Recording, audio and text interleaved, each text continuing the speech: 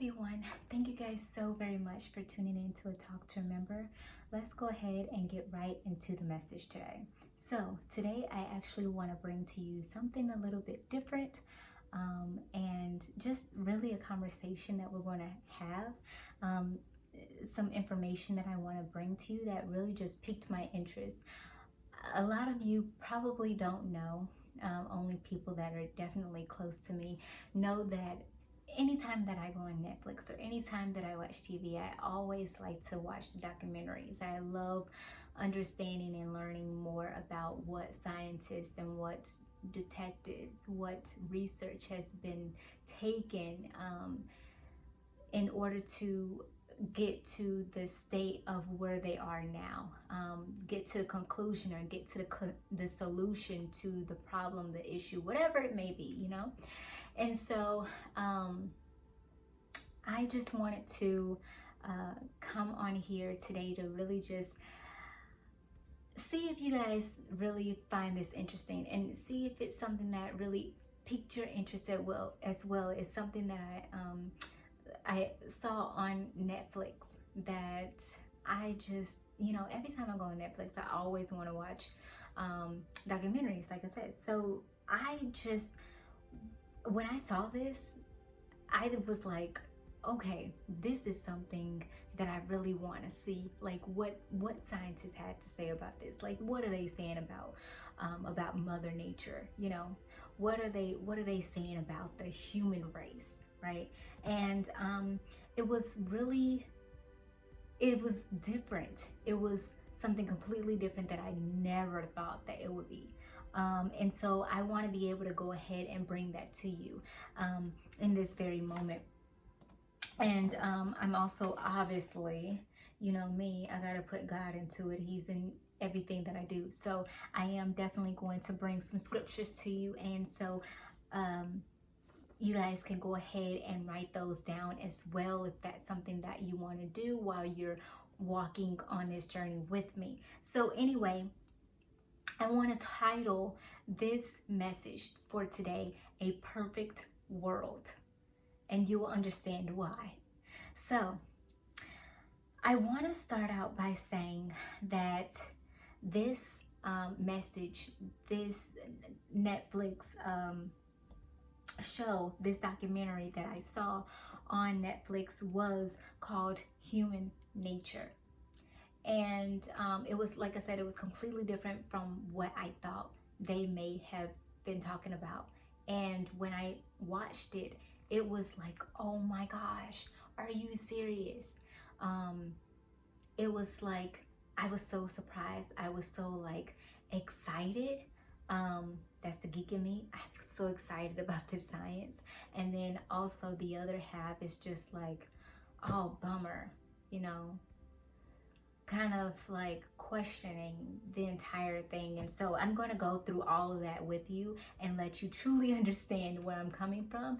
And I encourage you, I will go ahead and put a link down below in the description box, because I want you to go ahead and watch this as well on Netflix, because it's definitely interesting. It's definitely something that something that you would question to see if it's a yay or nay for you. And we're all entitled to our opinion, and this is my opinion that I want to be able. This is a disclosure, okay, for you guys.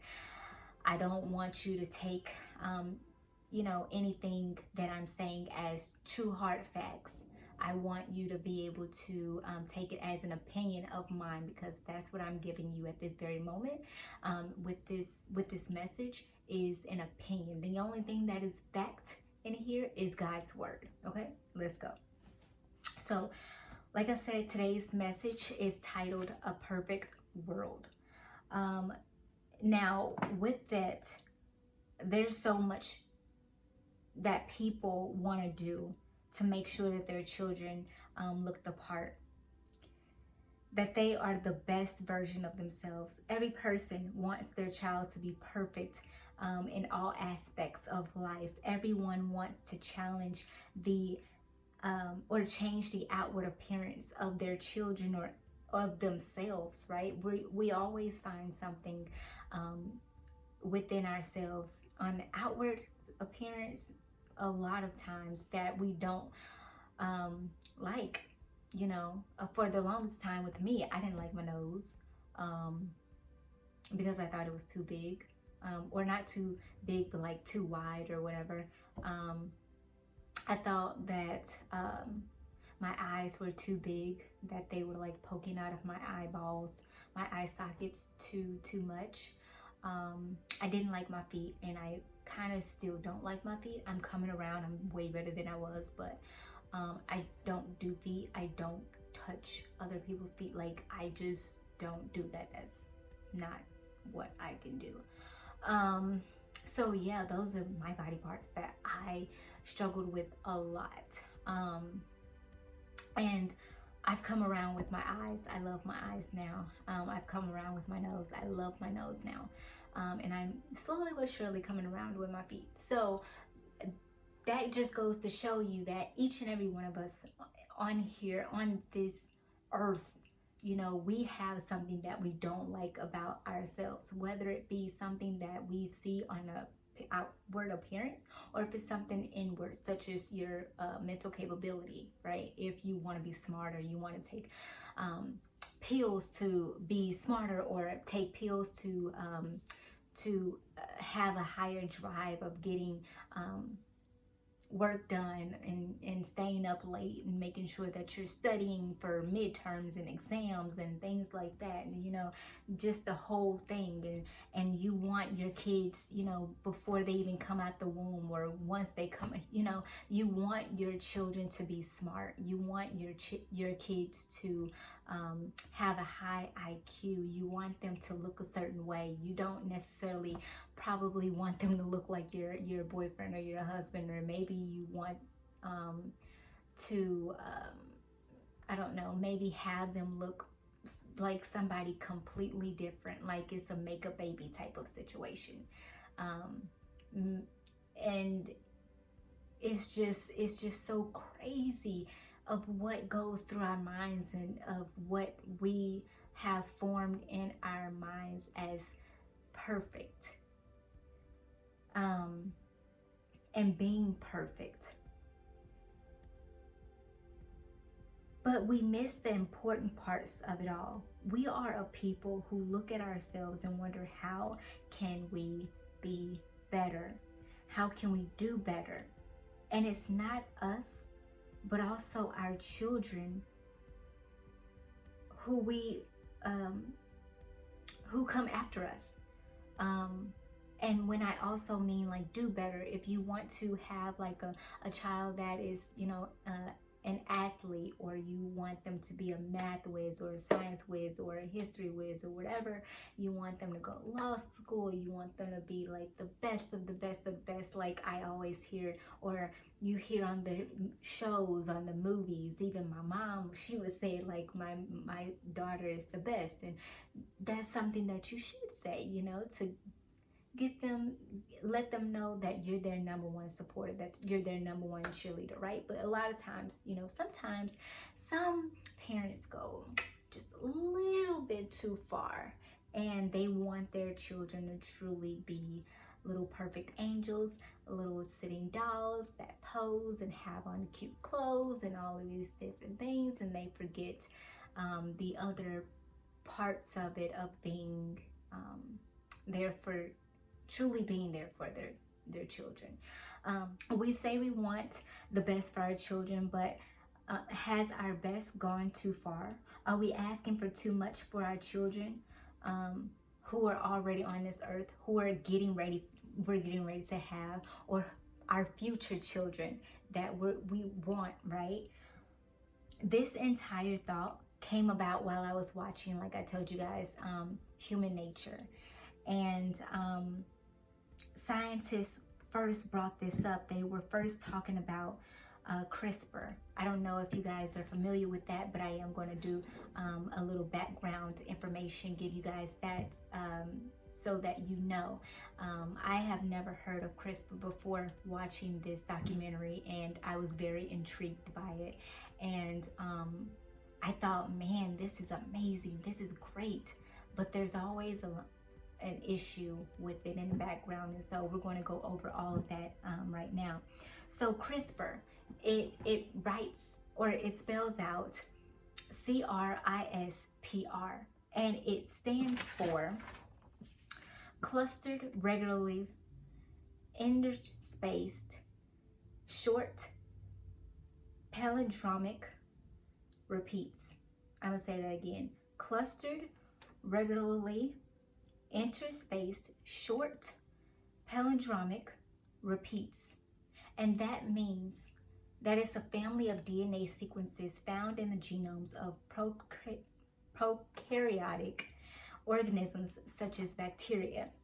So an example of that is if you make a copy of, it's basically you making a copy of your original DNA. That's what a CRISPR would do. And that's one portion of what a CRISPR can do. Is so powerful that it can do different things for different situations that's going on within a person's DNA. So one thing that it can do is make a copy of your original DNA. So say for instance, you had an issue with an antibody trying to attack some bacteria that was trying to attack your system, your body, right? That once that CRISPR is injected into your system, it can take where it can locate where that is. Like they said it, that is like the police, right? The CRISPR is like the police. It goes and attacks, it locates where the antibody is, and it attacks it. It attacks that bacteria that's not supposed to be there.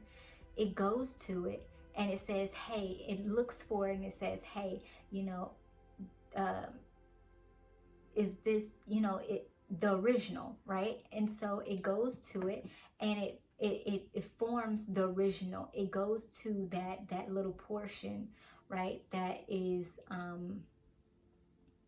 that basically that bacteria that has now formed itself onto your DNA, onto your DNA, and it's like it's trying to copy what that bacteria has set itself up to be, to lock into place of your original DNA sequence. So now that that CRISPR has gone ahead and made a copy of that, knowing exactly what it's supposed to look like, and then it takes the form of it breaks apart that portion of that bacteria that was trying to form and take over your body. It takes that away, it cuts that away, and it goes ahead and it places itself right into the seam of that sequence. So it can be like it rejected the bacteria, that it was the police, and it rejected the bacteria. It basically locked the bacteria up. It took it away. And now it's like you're not immune to it, but it made it where it's a defense mechanism, where because that CRISPR is right there in its place where your original DNA sequence was, now the CRISPR has taken place, taken form, taken shape of the pattern that it's supposed to be. Now you have nothing to worry about. So that disease that was trying to form, that was trying to take place in your body, is no longer able to attack you, because it's no longer visible, it's no longer available, it's no longer within you, because now that CRISPR that was injected into your system, your body system, has now become the defense mechanism to make sure that nothing is put in that place, right? It took the form of it. So I hope that really helped you understand CRISPR a little bit more. That's one thing that CRISPR can do. Another thing is that it can also help you with a disease that you already may have. So it doesn't matter if maybe now this is something that they are now currently working on. They don't have a cure for any of these just yet, but they are definitely working on it. And they're working on a cure for cancer. They're using CRISPR for this. And so it's for cancer, it's for sickle cell disease, it's for HIV, it's for every, it's for different diseases that is attacking the body that you may have gotten later, or it's something that you were born with. So it is now they're working where it's able to go in to a projected letter. So say for instance, you have sickle cell, right? Usually with sickle cell, let's just say the nitrogenous base. So you remember, guys, we're going to do a little science lesson. So you have 4 nitrogenous bases, right? You have you have adenine, you have thymine, you have guanine, and you have cytosine. So A and T, adenine and thymine, they go together. And then you have cytosine and guanine, they go together. And if in your DNA sequence, say for instance, you have a T that shows up, right? So let's go ahead and write this out. So TCG and original, and then this is the disease. ACG. I hope you guys are able to see this. Right? Can you see this? Okay. So here, I wrote out the original. So the original sequence is ATCG, right? But the disease is that is in your body, that's in your system, has changed this letter right here that I've circled. Your original is ATCG, but that disease took over, so now it's AACG. Do you see the problem? I have it circled. It's the second letter. It's actually supposed to be ATCG, just like the original, just like what it's supposed to look like. But because the disease that you have, it has changed your DNA sequence. Your DNA sequence shouldn't be like this, but because of the, it shouldn't be AACG. It should be ATCG. But because of that disease that has taken over, this little base right here, this little letter, this adenine, has decided to take the place of the thymine that was supposed to be there in the original sequence. So now you have an issue, and that's what scientists and researchers are able to see right away. So what they're doing with CRISPR is they're trying to correct that letter. So they're trying to make it where that letter is no more. It gets back in alignment with what it's supposed to be. It's not like an A anymore, that it goes back into a T. So what they're actually trying to do with this, let me read my notes so I can be a little bit clearer. But what they're trying to do is actually use another portion of it. They have CRISPR, and then they also have Cas9. So Cas9 is something like CRISPR. It works in conjunction with CRISPR. So Cas9 is an enzyme acting like a pair of molecular scissors capable of cutting strands of DNA. So what it can do is go ahead and cut out that A, and then it would make sure that that comes out and put a T right there. It's a lot. it's a lot to wrap your mind around, but that's exactly what they are trying to do to help out with the diseases. And also what we're getting ready to get into is making the perfect baby, where the title comes in, A Perfect World. So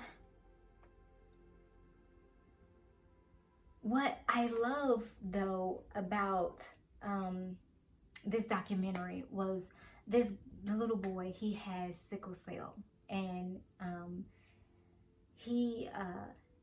it talked about his life, of how he always has to go to a hospital and get a blood transfusion, because of, you know, his body, his blood cells are not, you know, not working properly, and not doing their job, and so he has to constantly go into the hospital to get blood, and to, you know, pump through his veins. And what I didn't know, because I had a friend that has sickle cell, and what I didn't know is that their lifespan is about 40 years. And I'm just like, wow. So, you know, what I was thinking is, this would be great to help people like that, who are going through something that wasn't their fault, going through something that really need the help, that doctors can provide them with this opportunity to try CRISPR, to try Cas9, and really just allow their body to be normal, so they don't have to go through this anymore. But what I love, what this little boy said on the documentary, he was saying, and I'm basically just paraphrasing, but one of the producers on the show asked this little boy what he thought about scientists working on a cure for sickle cell. And he said, I think it's cool what they're doing, but if I didn't have sickle cell, I wouldn't be who I am today. He said he wouldn't have the drive and the faith and determination that he has if he didn't have sickle cell. And that reminds me of 2 Corinthians chapter 12, verse 7 through 10. And it really did touch me with what this little boy was saying, because it really just, I mean, I was thinking the same thing, but for him to be able to say it, because he has this disease, this incurable disease, I was just like, wow, you know, he's so young, but he's so wise in what he's saying. And his mom, or his grandmother, was, you know, saying, man, he has, you know, here I am always worried about him, and he has more faith than I do. And it made me pause and just be thankful, be grateful of who I am and where I am in my life, that, you know, we all have our own individual issues of what we're going through in our lives. And just to, you know, be content with who you are, with who God has placed you on this earth to be. That yes, you do have imperfections. Don't want to cry. That yes, we all have imperfections. But we're here for a reason. And it's so amazing. It's so amazing. But it says in 2 Corinthians chapter 12, verse 7 through 10, it says, because of the surpassing greatness and extraordinary nature of the revelations which I received from God. Now, before I continue on, this is Paul talking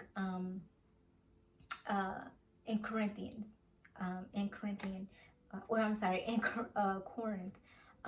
And he's saying that he's talking about the thorn in the side of his flesh. And he said that because of the surpassing greatness and extraordinary nature of the revelations which I received from God, for this reason to keep me from thinking of myself as important, a thorn in the flesh was given to me, a messenger of Satan to torment and harass me, to keep me from exalting myself. That's what he was thinking. Concerning this, I pleaded with the Lord 3 times that it might leave me. And that's what we all want. We all want the diseases that we have, or any imperfections that's going on with our lives, inwardly or outwardly. We always want to be able to change it. We always want to be perfect. We always want to make ourselves a little bit better. And but we forget that, or we don't even think that, maybe we have this for a reason. Maybe it's a reason why I have this. Maybe it's a reason why I'm going through this, so I'm able to help somebody else out. That I can be a testament to, help someone else that's going through it right now at this very moment. He says, but he has said to me, my grace is sufficient for you. My loving kindness and my mercy are more than enough, always available, regardless of the situation. For my power is being perfected and is completed, and it shows itself most effectively in your weakness. Therefore, I will all the more gladly boast in my weaknesses, so that the power of Christ may completely enfold me and may dwell in me. So I am well pleased with weaknesses, with insults, with distresses, with persecutions, with difficulties for the sake of Christ. For when I am weak in human strength, then I am strong, truly able, truly powerful, truly drawing from God's strength. So what Paul goes on to say, what God is saying is that my power is being perfected in your weakness. When you are weak, I am strong. And that's what Paul is saying in here, in this passage, that when I am weak, when I, Janelle, am weak, then my God is strong.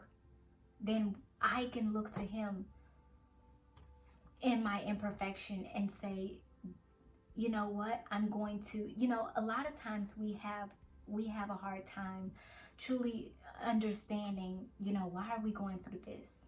And we question it a lot, and we want it to be taken away from us so many times, and it's still there, and it's there for a reason, and God is trying to tell us, and we don't want to listen because we're like, no, Lord, you don't understand, but he does understand. It's a reason that we are going through. It's a reason that we are placed in situations at specific times. It's the reason why we're born in specific families, because we all have every single one of us who has been born on this earth, who has been placed on this earth, have a reason, have a duty, have a purpose. And we need to make sure that we see to it that we fulfill that purpose, that we go out and do the things that God has placed on our hearts, the gifts that he has instilled in us, that he has blessed us with. We need to go out there and we need to use them. So yes, this little boy, his weakness is sickle cell, but his strength comes from his faith. His strength comes from knowing that he's going to be just fine, that everything is going to be just fine, that yes, he does have to go through this, every so much in just a month, and he still has a smile on his face. He still has more faith than an average person. And it's not something that he says that he got used to it. I mean, it's something that you probably don't necessarily get used to in a way, I feel, but it's a way that, it's like, this is who I am. And if I wasn't, I wouldn't have the faith that I have now if I didn't have this. If I didn't have this weakness, I wouldn't put forth the effort to have the faith that I have. I wouldn't be seeking God the way that I'm seeking God. I wouldn't be calling out to God. I wouldn't be reading his word. If I wouldn't try so hard to go after the purpose, use the gift that has been given to me. I wouldn't try so hard to be able to help someone else in need that has gone through or is going through the same thing that I've been going through. So we have to really understand and know, how powerful, how amazing our weaknesses are. And then in this, it goes on to talk about the perfect baby. So they, of course, did research on it. And of course, they also asked other people about having the perfect baby. And with this, I began to understand how dangerous all of this was getting ready to become. All of this was unfolding, as I was continuing to listen to this, how all of this was becoming to getting to the point where it was like crossing a very thin line, where this is science. It's like, this is science and this is God. And it's like they're trying to, and it ain't working. It ain't possible. That's never going to happen. But yeah, this autoimmune gene makeup, to me, is a very powerful discovery and used improperly for unnatural reasons, that can cause unnatural occurrences that cannot be corrected once done. This film got me thinking, how do we always find something to make people happy and interested temporarily, but never look at the deeper underlying issue? When I was watching more of this documentary, I began to question more and more of it ethically, and also how it would affect people long term. And a lot of times we want things because it feels right and it sounds right in that very moment, but we don't think about the long-term effects that it's going to have on not just us, but the people around us.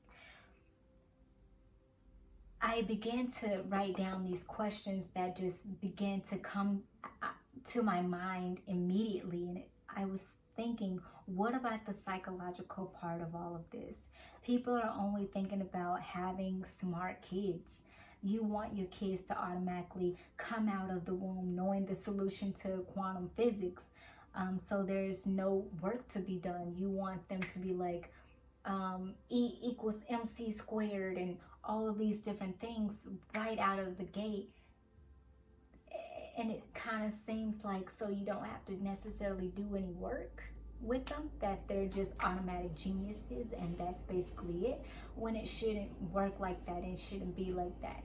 You lose, once again, you lose that relationship with your children, because you're like, okay, you do this, let me go ahead and get you on TV, boom, bam, pow, we can get some money, boom, bam, what? Yes, all of these different things. And it shouldn't be like that. It should be about you and your relationship with this child that you wanted, that you now have, and was brought into the world. People only look at the short-term picture of things, but they don't see the effects of the long-term issues. People don't think about how their child's psyche will actually be affected by all of this. People don't think that these kids, like, yes, they may come out smart, they may come out beautiful, but you don't think about the repercussions of that. You don't think about how it's going to affect them at school, because yes, they may be beautiful, they may be smart, but There's still going to be bullies at school. There's still going to be something in the body that is not going to function properly just because you tweak something that you wanted to necessarily correct. Maybe it's a disease that you have and you don't want it to go trickle down to your children. The thin line with that kind of sorta is that if you try to go in and cut away that portion of your DNA for your child, then it may do great with that, but then there will be other effects somewhere else along the lines throughout that DNA sequence, where you will lose something else. And so that's where that trickiness comes from, of like, what do I really do in the situation? We have to know and understand that kids will be kids, and they are still going to act out as well, that they're still kids. Regardless of how smart they are, how beautiful are that, like, if you want them to be calm, they're still going to act out in any way that they possibly can. No matter how hard you try to redistribute or remake the cells, like I said, there's going to be a consequence somewhere. There's going to be an issue somewhere, and that's where that thin line lies. I want you and anyone else who is watching this, or anyone who is sharing this, I want you to really think about what is going on in this very moment. Think about the decisions that you're making and who they are benefiting. We have to really be careful with what we're asking for, because it's just like asking God, praying to Him, right? If we're not careful of what we ask for of God, we will receive it, but not in a way that we thought we were going to receive it. We have to make sure that we are not selfish, that we're not looking out for our own benefit because we want to brag on our kids, or we want to brag on ourselves, or just anything like that. We need to truly analyze this entire situation to truly understand what it narrows down to. Like, what are we doing it for? Is it really going to help you in the long run? Like, is it really going to change anything else? I mean, if you change their appearance, their mouth is still going to be just like yours.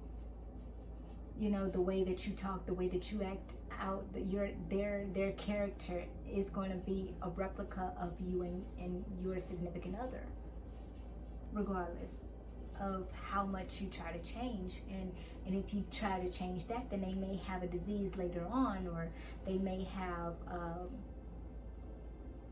issues later on internally, or whatever the case may be. You never know. And then, like I was saying earlier, they asked the question on the documentary, are these scientists playing God?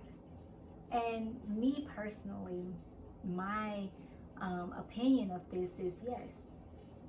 They're trying to get to the point where they're trying to make something perfect, make a baby perfect. No. Who God has placed on this earth is who He placed on this earth. He's placed them on this earth with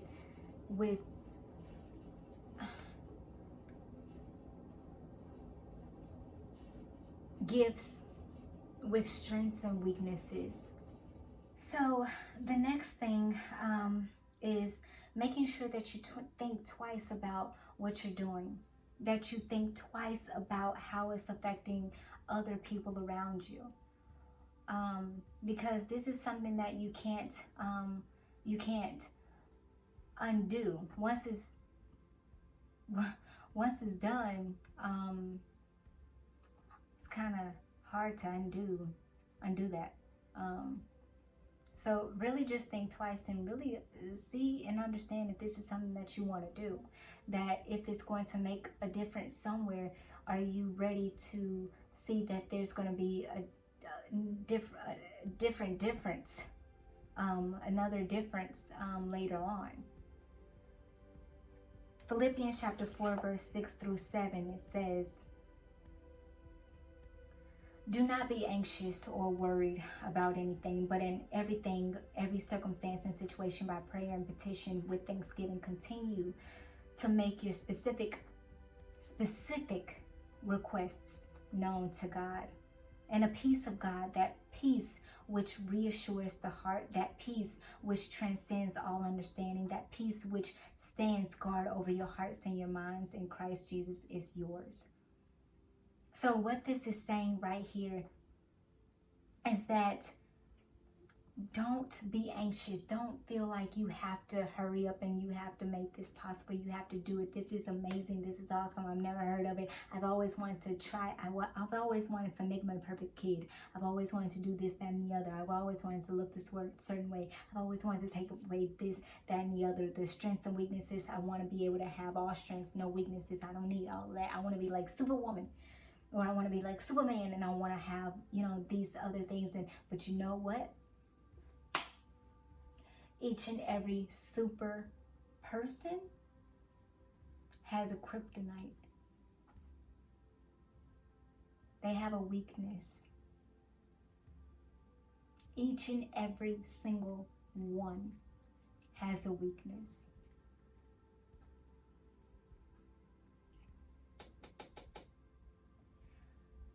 Philippians chapter 4 verse 10 through 13, it says, "I rejoiced greatly in the Lord that now at least you have renewed your concern for me. Indeed, you were concerned about me before, but you had no opportunity to show it. Not that I speak from any personal need, for I have learned to be content and self-sufficient through Christ, satisfied to the point where I am not disturbed or uneasy." Let me just stop right here, because I want to also, this is having me think about what Christ, our Lord and Savior Jesus Christ, has said on the mountaintop before he went down and to be killed and hung on a cross. What I was just thinking was that he too was not really content, not really wanting to go through with it. He was having some hesitations. He was like, "Lord God, if there's anything, if there's a different way, can we do it? Can we make it possible? Because I don't think this is gonna be it." But he said, after that, he said, "But let it not be my will, but yours be done." So even though it's not something that he necessarily wanted to do, he made sure that, it wasn't about what he wanted, it was about what God wanted. And a lot of times we lose sight of that. We lack that understanding because we want so much of what we want instead of looking at what God has in store for us to receive. Because always, I'll give you a little example. What I thought where I was supposed to go, and I thought that, okay, this is great. This is for me. This is my opportunity. Thank you, Lord, for opening up this opportunity, opening up this door for me. I got everything prepared, and then all of a sudden that door shut. And what I thought was for me was not for me, but this door over here, that was for me. So now I'm at this door, and I opened it, and I'm just like, thank you, Lord, for this amazing opportunity. And I'm walking through that door. But this door, this opportunity I thought was for me, but I said, "Lord, wherever you have me to go, where do you have me to go? Where do you see me next?" Because I was thinking of the latter part of my life instead of the right here and right now. I was thinking, okay, I can do this and then I can do that later. But God was like, why do that? Just go ahead and do what you been wanting to do for the longest time. Just go ahead and do it now. And so that's exactly what I'm doing at this very moment, and I'm preparing for it. And if it wasn't for him letting me know that, girl, you about to make a big mistake, then I would have been very miserable, because I was doing something that I thought was for me, but in actuality it was not. And what was for me is what God has for me and what he has been wanting me to do for a while.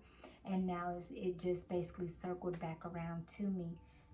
Philippians chapter 4 verse 9, it says, the things which you have learned and received and heard and seen in me, practice these things in daily life, and the God who is the source of peace and well-being will be with you. The things which you have learned and received and heard and seen, practice these things in daily life, and the God who is the source, who is the head of your life, of peace and well-being will be with you. So no matter what you're going through, no matter what weaknesses you have going on in your life, just know that God is with you all the days of your life. He will never leave you nor forsake you. He is there as your protector, as your provider, as your listener, as your guide, as all that you need. He has already covered you in his blood, and he is looking to you. He wants you to look to him. He wants you to seek him first. He wants you to call on his name and know that he's with you every step of the way. So instead of making irrational decisions, go ahead and seek God first and let him know. Help him to ease your heart. Call on him to ease your heart, to be there with you, to see you through whatever you're going through in this time. And I pray that this helps you, that it stays with you. Thank you guys so very much for tuning in. I truly appreciate it. It's been an honor. I'll talk to you guys then.